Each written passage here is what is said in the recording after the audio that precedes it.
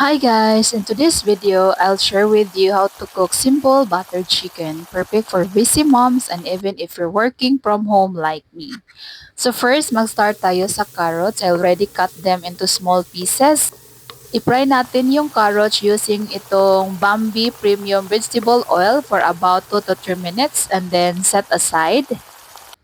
Next, in the same pan, pan fry natin ang chicken until medyo brown yung outside. Hindi pa fully cooked, just enough na may color na siya. Then, set aside na rin natin. After that, same pan ulit, magtuna tayo ng butter. Ang gamit ko is itong Buttercup Rich Tasting Margarine. Once melted, i-add natin yung chopped garlic and onion. I-fry natin hanggang maging light brown at mabango na.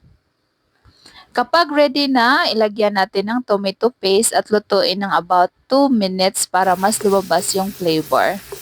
Then, ibalik natin yung chicken sa pan, haluin natin ng konti, then timplahan gamit ang sarsaya oyster sauce. Lower natin ang heat, then add din natin ng konting sugar at konting salt, depende sa gusto mong timpla. Lower the heat pa rin, then let it simmer hanggang maluto yung chicken at mag-blend lahat ng flavors.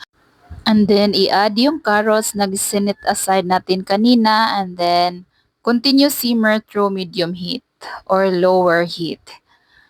And then, pagkatapos, pagluto na, that's it. Simple buttered chicken na pwede nyo gawin anytime. Kung gusto nyo rin itong i-try, i-link ko sa baba yung mga ingredients or mga seasonings na ginagamit ko dito and get yours.